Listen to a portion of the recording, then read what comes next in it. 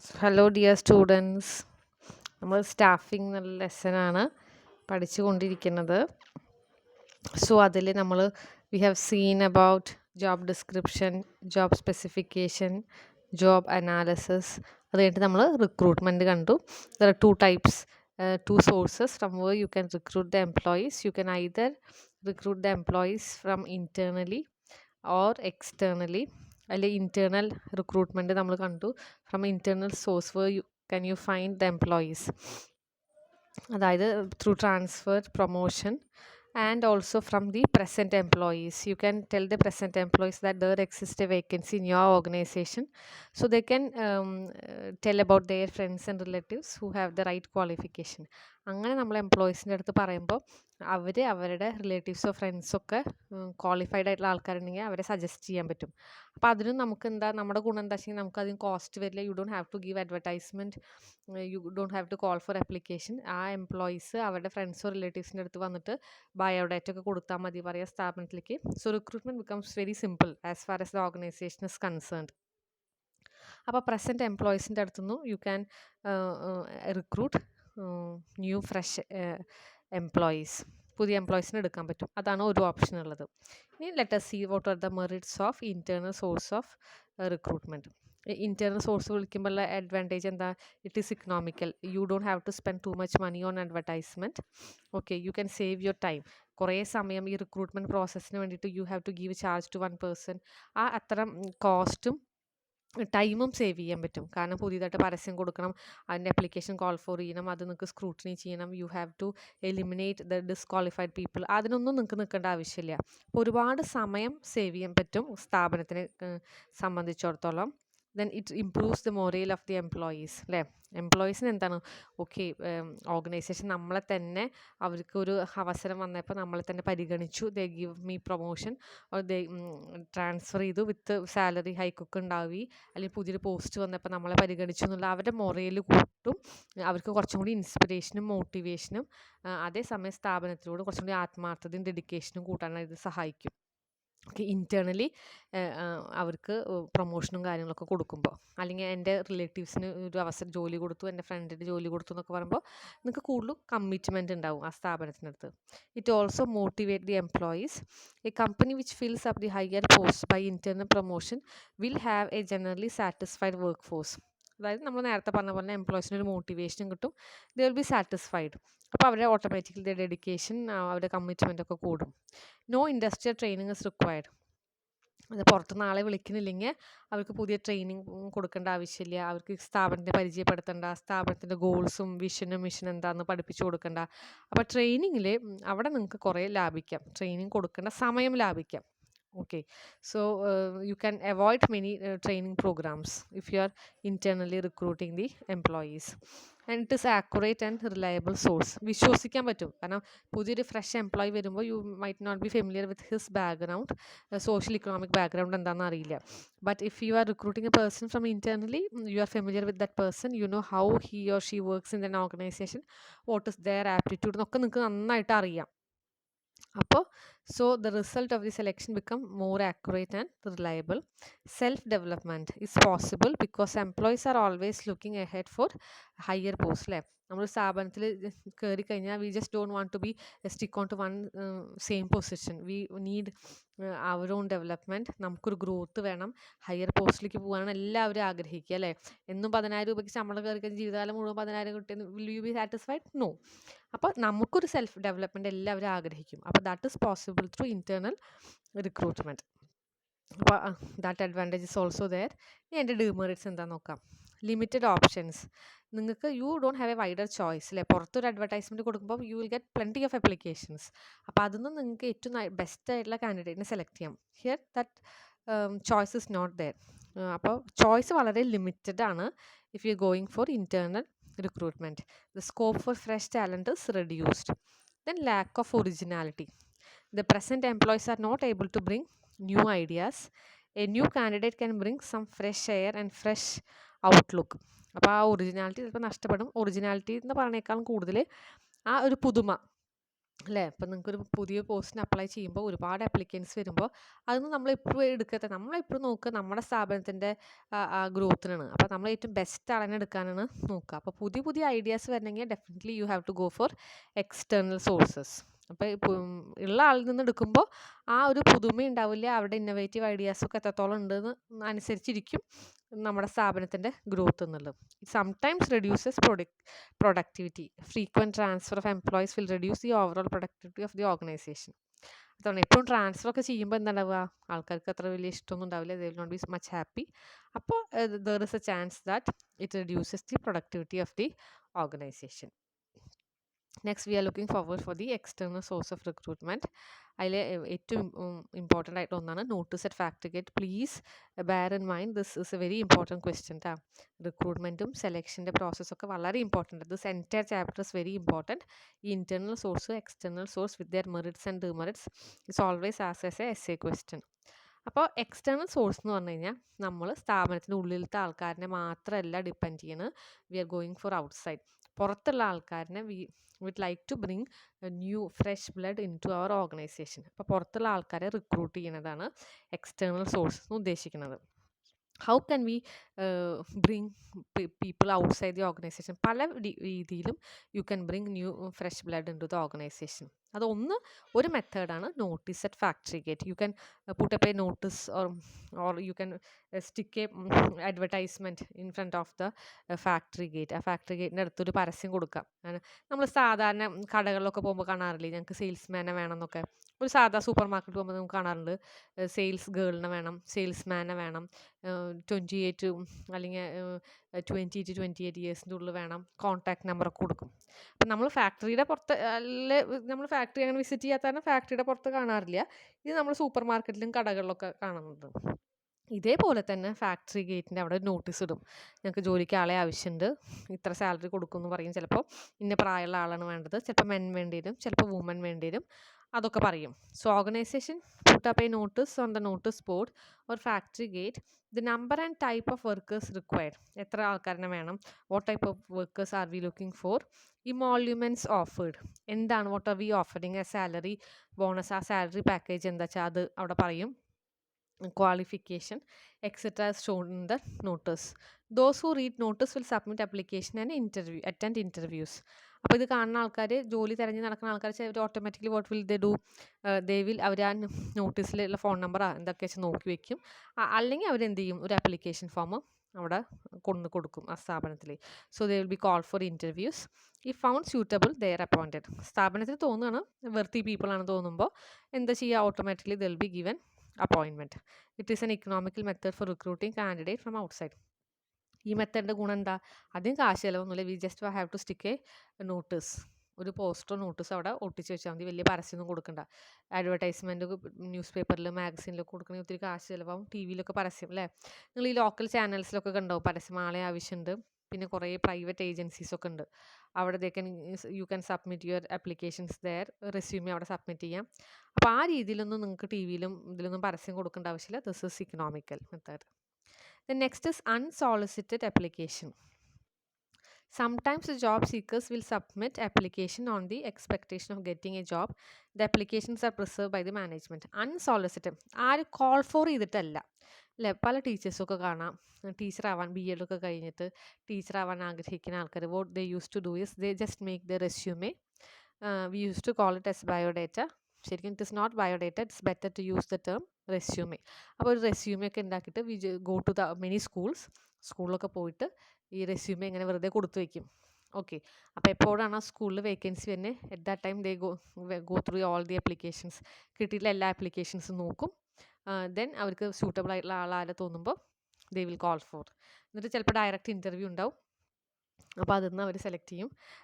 I have my own experience in which I have given an application to one of the schools in Thrissur. അപ്പോൾ after a few days I got a call. They asked me to come go there. I went there. പിന്നെ class എടുക്കാൻ പറയും അവർ. Usually in schools they use to do like that. Class എപ്പോഴും demo class എടുപ്പിക്കും. And only after if they are satisfied they will give us job. അപ്പോൾ this is unsolicited application where the application is not called for. നമുക്ക് ആരും നമ്മളോട് പറഞ്ഞറിയാണ്ട് തന്നെ നമുക്ക് ഇപ്പോൾ നിങ്ങളൊരു അക്കൗണ്ടൻ്റ് ആവാൻ ഉദ്ദേശിക്കുന്നത്. So you can give your application resume to many organisation. അപ്പോൾ എപ്പോഴാണോ അവർക്കൊരു അവസരം വരുന്നത്, അവർക്കൊരു വേക്കൻസി ഉള്ളത്, then they'll call you. Okay. So the applications are preserved by the management. When vacancy arises, suitable candidates are selected from the applications. So it is very useful in filling vacancies. This method helps to avoid cost of recruiting workforce from other source. ഈ മെത്തേഡിൻ്റെ ഗുണം എന്താ? അപ്പോൾ മറ്റുള്ള സോഴ്സിലേക്കൊന്നും പോകേണ്ട ആവശ്യമില്ല. This is also very economical method where you don't have to spend much money. അല്ലെ, നിങ്ങൾ അധികം കാശൊന്നും ചിലവാക്കണ്ട. Already application come to your organisation. Then another is casual callers. The management appoints persons for a short period. Example, persons appointed in leave vacancy. അതാണ് casual callers. Casual ആയിട്ട് appoint ചെയ്യുന്നത്. It is mainly to meet short term demand. കുറച്ച് നാളത്തേക്ക് വേണ്ടി ചില സ്ഥാപനങ്ങൾ ആൾക്കാരെ വെക്കും. ഓക്കെ, ലീവ് വേക്കൻസി ഒക്കെ. ഇപ്പോൾ ഒരു ടീച്ചർ ഒരു മെറ്റേണിറ്റി ലീവിൽ പോയി. So maternity leave nowadays it is for 6 months. Earlier it was for 3 months. Okay, 3 months മാത്രമല്ല, അതിന് മുമ്പ് ഇറ്റ് വാസ് 56 days. വളരെ കുറച്ച് ദിവസമൊക്കെ മുമ്പുണ്ടായിരുന്നല്ലോ. അപ്പോൾ ഇങ്ങനെ 6 monthsനൊക്കെ നമ്മൾ ആളെ വെക്കണേനെയാണ് പറയണത് കാഷ്വൽ കോളേഴ്സ്. ഇപ്പം നിങ്ങൾക്കറിയാം, so there are lot of controversial issues now going in the news papers അല്ലേ. PSC ലിസ്റ്റൊക്കെ അതിൻ്റെ കാലാവധി കഴിയാറായി. ഒരുപാട് സമരങ്ങളൊക്കെ നടക്കുന്നുണ്ട്. സെക്രട്ടേറിയറ്റിൻ്റെ ഫ്രണ്ടിൽ കുറേ ആൾക്കാർ മണ്ണെണ്ണൊക്കെ വെച്ചിട്ട് പ്രതിഷേധിക്കുന്നുണ്ട്. പിൻവാതിൽ നിയമനം അല്ലേ. അപ്പോൾ ഈ ഗവൺമെൻറ് സ്ഥാപനങ്ങളൊക്കെ ചിലതൊക്കെ എന്താ ചെയ്യുന്നത് വെച്ചെങ്കിൽ അവർ ടെമ്പററി ആയിട്ട് ആൾക്കാരെ വെക്കും ഫോർ 1 year 2 year ഒക്കെ. അപ്പോൾ അതൊക്കെ ഈ പൊളിറ്റിക്കൽ പാർട്ടീസിൻ്റെയൊക്കെ റിലേറ്റീവ്സും ഫ്രണ്ട്സൊക്കെ ആയിരിക്കും. അപ്പോൾ 2-3 years കഴിയുമ്പോൾ അവരേനെ അങ്ങോട്ട് സ്ഥിരമാക്കി നിയമിക്കും. ഒരു ഗവൺമെൻറ് പോവുകയാണ്, ഇലക്ഷനൊക്കെ മുന്നിൽ വരുമ്പോൾ അപ്പോൾ ഇവരുടെ സ്വന്തക്കാരനും രാഷ്ട്രീയക്കാരനൊക്കെ അവിടെ സ്ഥിരമായി വെച്ചിട്ട് എന്ത് ചെയ്യും, ആ PSC ലിസ്റ്റൊക്കെ ക്യാൻസലാകുമ്പോൾ ഒരുപാട് ആൾക്കാർ കുറേ നാൾ പഠിച്ച് കഷ്ടപ്പെട്ടിട്ടാണ് ആ ലിസ്റ്റിലൊക്കെ ഇടുക അല്ലേ. 259 അങ്ങനത്തെ ഒക്കെ റാങ്കൊക്കെ കിട്ടിയ ആൾക്കാരൊക്കെ പ്രതിഷേധിക്കണം. അവരൊക്കെ കരയണ ഫോട്ടോ കണ്ടു. അപ്പോൾ ഒരു ഉദ്യോഗാർത്ഥിക്ക് പഠിച്ചിട്ടില്ല അഭ്യസ്ത വിദ്യർക്ക് അതിൻ്റെ ബുദ്ധിമുട്ട് അറിയുള്ളൂ, പഠിച്ചിട്ടും ജോലി കിട്ടാത്തൊരവസ്ഥ. ഓക്കെ, അപ്പോൾ അതാണ് ഇപ്പോൾ നടന്നുകൊണ്ടിരിക്കുന്നത്. ഞാനൊരു റീസെൻറ്റ് കാര്യമായിട്ട് കണക്ട് ചെയ്തു എന്ന് മാത്രം. So this is appointment for short period. അതാണ് ലീവ് വേക്കൻസിക്ക് ആളെ വയ്ക്കുക എന്നൊക്കെ പറയുന്നത്. The next is advertisement. So this is one of the best methods of external recruitment. You can give advertisement in newspaper, trade or professional journals. So this is usually adopted to get skilled personnel. Advertisement shows the number of people required, their qualification and qualities. It will also give particulars of monetary and non-monetary compensation offered by the organization. It gives management a wide range of candidates. ഇത് usually നമ്മൾ കാണാറുള്ളതാണ്. Usually you people will be knowing എന്നാണ് പേപ്പറിലൊക്കെ ഈ wanted എന്നുള്ള ഇത് job seek ചെയ്യണത്. ആ ദിവസം എന്താ, it is usually on Wednesday അല്ലേ. അന്ന് നിങ്ങൾക്ക് you can see plenty of advertisements in the newspaper where the organisation will call for the people. അപ്പോൾ ചിലതിൽ advertisement will be like we need this number of people, അങ്ങനെ number മാത്രമേ കാണിക്കുള്ളൂ. ആ ഏത് പോസ്റ്റിനാണ് വേക്കൻസിയിൽ positions will be there. Very rarely you can see advertisement in which they show their salary package. അപ്പോൾ ഇതൊക്കെ നമ്മൾ കുറേ കാണുന്നതാണ്. അപ്പോൾ ഇതിൻ്റെയൊക്കെ രീതികളൊക്കെ മാറുന്നുണ്ട്. You can give advertisement in internet അല്ലേ. കുറേ job sites are there, naukri.com, job seekers എന്നൊക്കെ പറഞ്ഞിട്ടുള്ള കുറേ സൈറ്റ്സ് ഒക്കെ ഉണ്ട് ഇന്നത്തെ കാലത്ത്. പണ്ടായിരുന്നു we use to give advertisement only in newspapers. So അപ്പോൾ ഈ കാലം ടെക്നോളജി മാറുന്നതിനനുസരിച്ചിട്ട് in social media also you can give advertisement. അപ്പം അതുതന്നെ പല രീതിയിലും അഡ്വർടൈസ്മെൻറ്റ് കൊടുക്കാം. അങ്ങനെ this is one method of external source of recruitment. And another is employment exchange. So you students would have registered your name in employment exchanges അല്ലേ. നിങ്ങൾ 10th ഒക്കെ കഴിയുമ്പോൾ തന്നെ everybody used to go to the employment exchanges. You used to go to the government employment exchanges. You have to know that there is another option, like you can register your name in private employment exchanges also. അപ്പോൾ ഇതിൽ ആരെങ്കിലും employment എക്സ്ചേഞ്ചിൽ register ഇല്ലെങ്കിൽ you be free, you come to the college office, you collect your all original datas. നിങ്ങളുടെ SSLC +2 mark ലിസ്റ്റൊക്കെ ഒറിജിനലൊക്കെ മേടിച്ചിട്ട് നിങ്ങൾക്ക് എന്ത് ചെയ്യാം, നിങ്ങളുടെ ആ സ്ഥലം എവിടെയാണ്, Vadakkanchery employment exchanges there, Chavakkad employment exchanges there, അവിടെ പോയിട്ട് നിങ്ങൾക്ക് രജിസ്റ്റർ ചെയ്യാം. അപ്പോൾ മുൻ കാലങ്ങളിലൊക്കെ ഒരുപാട് അപ്പോയിൻമെൻറ്റ്സ് മുൻകാലങ്ങളിൽ പറഞ്ഞാൽ 20 ഇയേഴ്സ് ബാക്കൊക്കെ കുറേ ആൾക്കാർക്ക് ഗവൺമെൻറ് ജോലിയൊക്കെ കിട്ടിയിരുന്നത് ഈ എംപ്ലോയ്മെൻറ്റ് എക്സ്ചേഞ്ചിൽ കൂടിയാണ്. പിന്നെ ഇന്ന് വാട്ട് ഹാപ്പൻ കേരളത്തിൽ the literacy rate is actually 100%, അല്ലേ? ഈ 99, 92, 100% ഒക്കെ എത്തുമ്പോൾ we have plenty of educated person. അപ്പോൾ ഈ എല്ലാ എഡ്യൂക്കേറ്റഡ് ആൾക്കാർക്കും ജോലി കൊടുക്കുക എന്നുള്ളത് ഗവൺമെൻറ്റിനെ സംബന്ധിച്ചിടത്തോളം ഇറ്റ് ഇസ് നോട്ട് പോസിബിൾ. അപ്പോൾ അതുകൊണ്ടാണ് ഇപ്പം അധികം ആൾക്കാർക്കൊന്നും എംപ്ലോയ്മെൻറ്റ് എക്സ്ചേഞ്ച് ത്രൂ ജോലി കിട്ടുന്നില്ല. കാരണം നമുക്ക് ഇഷ്ടംപോലെ എഡ്യൂക്കേറ്റഡ് ആയിട്ടുള്ള ആൾക്കാരുണ്ട്. എന്നാലും ഗവൺമെൻറ് എന്താ പറയുക, ടെമ്പററി ബേസിസിലൊക്കെ ചെറിയ പ്രോജക്റ്റൊക്കെ വരുമ്പോൾ അതിലേക്കൊക്കെ എംപ്ലോയ്മെൻറ്റ് എക്സ്ചേഞ്ചിൽ നിന്ന് നിങ്ങൾക്ക് 2 വർഷത്തേക്കൊക്കെ ഉള്ള കോൺട്രാക്റ്റിലൊക്കെ ജോലി കിട്ടാനുള്ള സാധ്യത ഉണ്ട്. അപ്പോൾ ഏതെങ്കിലും കുട്ടികളൊക്കെ എംപ്ലോയ്മെൻറ്റ് എക്സ്ചേഞ്ചിൽ രജിസ്റ്റർ ചെയ്തിട്ടുണ്ടെങ്കിൽ അത് രജിസ്റ്റർ ചെയ്തിടുക. പിന്നെ അത് പുതുക്കേണ്ട സമയമൊക്കെ വരും. അപ്പോൾ ആ സമയമാകുമ്പോൾ അവിടെ പോവുക, ആ ഒരു കാർഡ് തരും അവർ. ആ കാർഡിൽ നിങ്ങളുടെ എല്ലാ ഡീറ്റെയിൽസും അവർ റെക്കോർഡ് ചെയ്യും. നിങ്ങളുടെ +2ൻ്റെ മാർക്കും 10ാം ക്ലാസ്സിലെ മാർക്കും നിങ്ങൾ എവിടെയെങ്കിലുമൊക്കെ ജോലി ചെയ്തിട്ടുണ്ട് അതിൻ്റെ എക്സ്പീരിയൻസും അതൊക്കെ അവരിങ്ങനെ പുതുക്കിക്കൊണ്ടിരിക്കും. അപ്പോൾ സമയമാകുമ്പോൾ നിങ്ങൾ പോയിട്ട് പുതുക്കുക വേണ്ടു. Okay, that is all about employment exchanges. Another external source of recruitment is colleges, institutions and universities. That you know, അല്ല, ഈ സ്ഥാപനങ്ങൾ, കമ്പനീസ് എന്താ ചെയ്യുക? They approach the college, technical institutes and universities. This is what you look for when you go for MBA and all. MBAക്കൊക്കെ പോകുമ്പോൾ നിങ്ങൾ എന്താ നോക്കുക? 2 things you have to look. ഒന്ന്, ആ സ്ഥാപനത്തിൻ്റെ റെപ്യൂട്ടേഷൻ എന്താ? യു പീപ്പിൾ വിൽ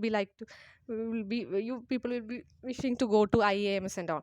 എന്താ നമുക്ക് അങ്ങനെ പോകാൻ ആഗ്രഹം? 2 കാര്യമാണ് ഏറ്റവും ഇമ്പോർട്ടൻ്റ് ആയിട്ട് നമ്മൾ നോക്കുക. One is the reputation of the institution and another is the placement, അല്ലേ? എത്ര പ്ലേസ്മെൻറ്റ് കൊടുക്കണം സ്ഥാപനമാണെന്ന് നിങ്ങൾ നോക്കും. അപ്പോൾ അവിടെ പോകുമ്പോൾ നമ്മുടെ എക്സ്പെക്റ്റേഷൻ എന്താ? നമ്മൾ അങ്ങനത്തെ ഒരു സ്ഥലത്ത് പഠിച്ചു കഴിഞ്ഞ് കഴിഞ്ഞാൽ ഒരുപാട് കമ്പനീസ് അവിടെ വരും, അവിടെ നിന്ന് തന്നെ അവർ കുട്ടികളെ റിക്രൂട്ട് ചെയ്യും. അപ്പോൾ അതാണ് ഈ പറയണത്, കോളേജുകളിലും ഇൻസ്റ്റിറ്റ്യൂഷൻസിലും യൂണിവേഴ്സിറ്റീസിലൊക്കെ കമ്പനികൾ വന്നിട്ട് അവർ അവിടുന്ന് എൻറ്റയർ സ്റ്റുഡൻസിനെ വെക്കും, ഇതുപോലെ ഇൻ്റർവ്യൂ ഒക്കെ വെച്ചിട്ട് അതിന് ഏറ്റവും ടാലൻറ്റഡ് ആയിട്ടുള്ള കുട്ടികൾക്ക് ജോലി കൊടുക്കും. So they recruit fresh young graduates of different disciplines. നിങ്ങളൊക്കെ മാനേജ്മെൻറ്റ് സ്റ്റുഡൻസ് ആണ്, എന്നാലും നിങ്ങൾക്കൊക്കെ ഈ IT കമ്പനീസിലൊക്കെ ഒരുപാട് അവസരമുണ്ട്. ഇൻഫോ പാർക്കിലും ടെക്നോ പാർക്കിലൊക്കെ നിങ്ങൾക്ക് ഒരുപാട് അവസരങ്ങളുണ്ട്. അവിടെ വെറും സോഫ്റ്റ്വെയർ എൻജിനീയേഴ്സും കമ്പ്യൂട്ടർ ടെക്നീഷ്യൻസും മാത്രമേ ഉള്ളൂ എന്ന് വിചാരിക്കരുത്. നമ്മൾ പല ബിസിനസ് പ്രോസസ് ഔട്ട്സോഴ്സിങ് ൻ്റെ ഭാഗമൊക്കെ ആയിട്ട് ഫോറിൻ കൺട്രീസിലത്തെ ഫോറിൻ കമ്പനീസിന് വേണ്ടിയിട്ട് ഇഷ്ടം പോലെ any graduates, they look for any graduates. അപ്പോൾ അവിടെയൊക്കെ കുട്ടികൾക്ക് ഒരുപാട് അവസരമുണ്ട്. അപ്പോൾ അതാണ് പറയണത്, companies will come and approach colleges, institutions and universities. So these young graduates are given orientation training and properly place. അയ്യോ, അപ്പോൾ നിങ്ങൾ വിചാരിക്കും എങ്ങനെ നമ്മളൊക്കെ അത്തരം സ്ഥാപനത്തിലൊക്കെ പോയിട്ട് ജോലി ചെയ്യുന്നത്? Every multinational companies give a training of 6 months. ഒരു ഇൻറ്റൻസീവ് ട്രെയിനിങ് ഉണ്ടാവും. അത് കഴിഞ്ഞാൽ you will be able to do foreign അക്കൗണ്ടിങ്ങും ഇന്ത്യൻ അക്കൗണ്ട്സിലൊക്കെ നിങ്ങൾ വെൽ വേഴ്സ്ഡ് ആവും.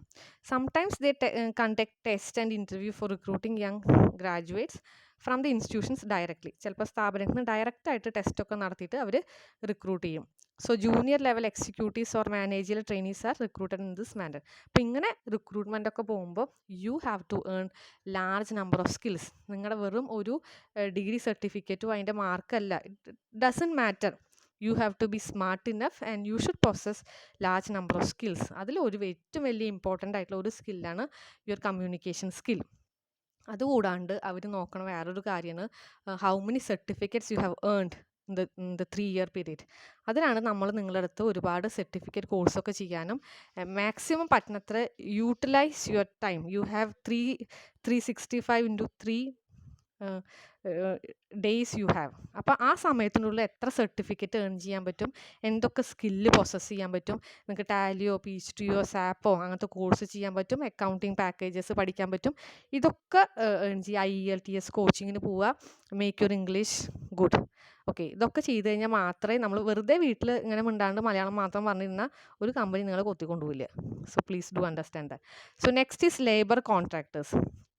their service are utilized to get large number of unskilled laborers അല്ലേ നമ്മൾ ലേബർ കോൺട്രാക്ടറിനെ അപ്രോച്ച് ചെയ്യുക എന്തിനാണ് നമുക്ക് അൺസ്കിൽഡ് ലേബററിനെ വേണം അല്ലേ നമുക്കൊരു നമ്മുടെ ഒരു ഫാക്ടറി ആണെങ്കിൽ അവിടെ നമുക്ക് കുറേ തൊഴിലാളികളെ വേണം അപ്പോൾ അതിന് വേണ്ടിയിട്ട് നമ്മൾ കോൺട്രാക്ടേഴ്സിനെ അപ്രോച്ച് ചെയ്യും sometimes we also approach the trade unions okay അത് വരുന്നുണ്ട് കേട്ടോ later we learn so when workers are required the personal manager contacts labour contractors they supply required labours അപ്പോൾ ഈ കോൺട്രാക്ടറെ അപ്രോച്ച് ചെയ്താണ് നമുക്ക് ലേബററിനെ കിട്ടുക then next is private agencies ഞാൻ പറഞ്ഞു നേരത്തെ എന്തുണ്ട് നമുക്ക് ഗവൺമെൻറ്റിൻ്റെ എംപ്ലോയ്മെൻറ്റ് എക്സ്ചേഞ്ച് ഉണ്ട് അതേപോലെ തന്നെ പ്രൈവറ്റ് ഏജൻസീസ് ഉണ്ട് റിക്രൂട്ട്മെൻറ്റ് ഏജൻസീസ് ഉണ്ട് അവിടെ പോയി അന്വേഷിച്ചാലും you will get plenty of people അവിടെ നിന്ന് നിങ്ങൾക്ക് റിക്രൂട്ട്മെൻറ്റ് നടത്താൻ പറ്റും then trade unions also assist to recruit staff in certain organisation ഇത് ഒരു അത്ര ഫെമിലിയർ ആയിട്ടുള്ള ഒരു കാര്യമല്ല ട്രേഡ് യൂണിയൻസിനൊക്കെ സമീപിച്ച് ആളുകൾ എടുക്കുക എന്നുള്ളത് ട്രേഡ് യൂണിയൻസ് ഒരു സ്ഥാപനത്തിൽ കൂടുതൽ വരുമ്പോഴും അതിൻ്റേതായ ബുദ്ധിമുട്ടുകൾ